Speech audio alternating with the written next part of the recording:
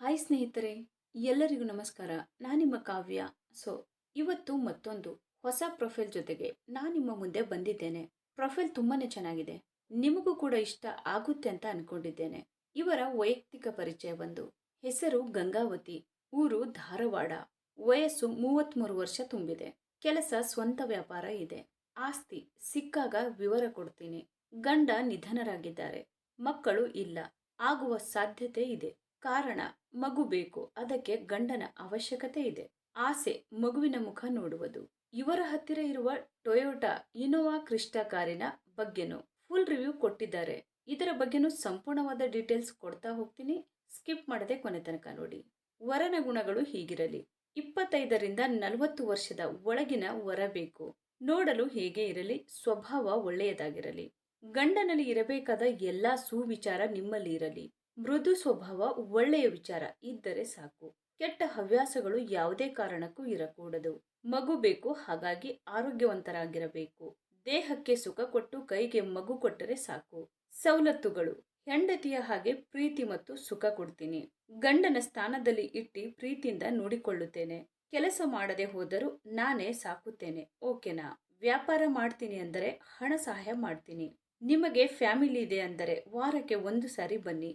ಮಗು ಕೊಟ್ಟರೆ ಸಾಕು, ಕೇಳಿದಷ್ಟು ಹಣ ಕೊಡ್ತೀನಿ. ನಿಮ್ಮ ಸ್ವಭಾವ ಇಷ್ಟ ಆದರೆ ಸಂಬಂಧ ಕೊನೆಯವರೆಗೆ ಇಟ್ಟುಕೊಳ್ಳುತ್ತೇನೆ.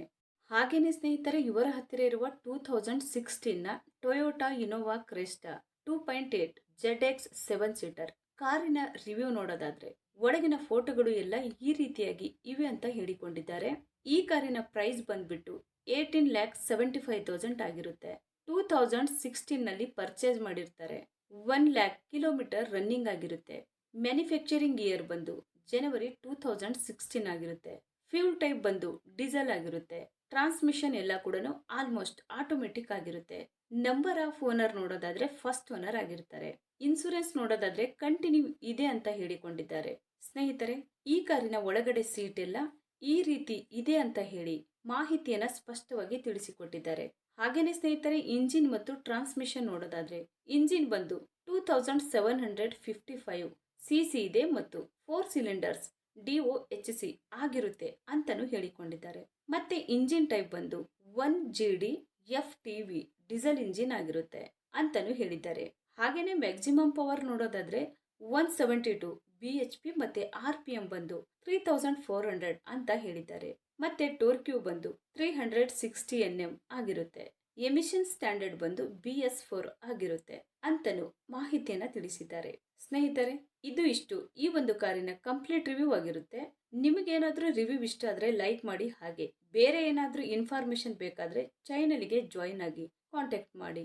ಧನ್ಯವಾದಗಳು.